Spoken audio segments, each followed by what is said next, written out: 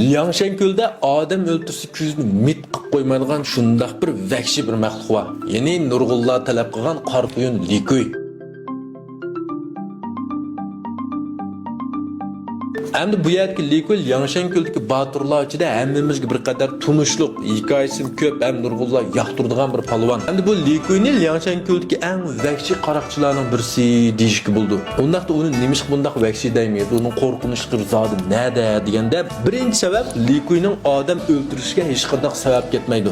Yüz xalsla adam öldürgen xuddi qo'sqasli tamoq yedi degandek tushdi ma'u. Ikkinchisi Likuyning odam o'ldirishi asos jihatdan o'zi uchun emas, boshqalar uchun bo'libmi Sunjang uchun odam o'ldirdi. Endi bu Likuy qarsak ba'zi vaqt shundaq vahshiy bo'lgan bilan yana bir jihatdan shundaq oq ko'ngil bir kichik bolalarga o'xshaydi. Endi bu Sunjangni qo'g'dash uchun hech nimga qarmaydi. Sunjangga shu qadar sadoqatman xuddi Guayu Liubey sadoqatman bo'lgandeklar. Shuning uchun oldin qatim bu yerga Vuyung Xibeylik bozulpar Lujiyini tikoq dastlabki vaqtda Likuyni eval deydigan nurg'ullar nima uchun bu Likuyni evaldi? Bu doim ishni buzdigan, nayt og'izni boshqarolmaydigan bir odam bo'lsa degan shu vaqtning o'zidagi Liang Shenkül'ga qarab baqsak, bunun berishqa Likuydan boshqa yaxshi nomzod yo'q. Birinchidan Likuy intayin sadoqatman bu yerga Sunjang bilan Vuyungga.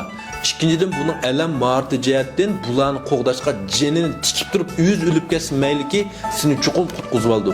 Üçüncü yeni bir sebep yüzüge xat çekilmeyen palvonlarning birisi. Hem şu vaqtning o'zida Chaogay nurg'un qo'shinni boshlab Shungonlar urush qilib ketdi. Hem bu vaqtki Sunjang bilan Vuyungning qishli qilib qolganlarning ichidagi eng yaxshi nomzod mush Likuy. Hem bu Likuyga o'xshash mijoz bog'larni boshqarmoq o'z gipi kirdimek bu nayt tez. Shuning uchun bu yerda Sunjang bu Likuyni bir davli so'zlab, qoida so'zlab bir boshliq qo'llashni boshqargandek boshqardi. Balki bir dada o'z bolasini boshqargandek boshqarib o'tdi.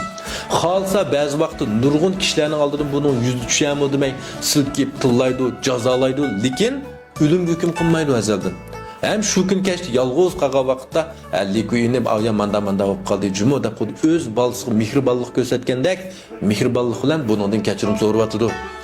Şunun için bu yerki Likuyning nazarida bu Sunjang atamanlar emas, o'zining dadisidek cho'ng bilishlik sabab bu yerda. Endi bu Likuyning martining yuqoriligi, kuchtingirligi, baturligi g'amiz qoyil, undaqda bu Likuy Liang Shenkül'de nechinchi o'ringa tizildi deganda 22-chi o'ringa tizildi. Likuy shuncha batur yomon tursa nimish 22-chi o'ringa tizilib qoldi deganning o'zida, chunki bu muntizam alam tarbiyasi ep baqmagan. Bu ma'sida urushib, mushtlashib, dushchaklar qatori o'tiblar shunda bo'lib qolgan. Shuning uchun Liang Shenkül'de odatdagi bir lashkarlarni mashq qildirishga qarsaqmi Likuy buningga qatnashdi, yana tang mashq qildi. Endi bu Subuyda nomli asar qarsak yo'lbos o'ltirgan baturdan ikkisi bor. Yeni birisi albatta bu yerda Wusung. Wusung ara bir yo'lbosni o'ldirdi, lekin shundaq nom chiqdi, yo'lbos o'ltirgan batur Wusung deb. Endi bu yerda Likuy 5 yo'lbosni o'ldirib atgan bo'lsa-mu, nima uchun Wusung deb buning nomi chiqmaydi yo'lbos o'ldirgan batur deb. Bu mazmun qiziqadigan do'stlar, Guanju qo'yishni unutmanglar.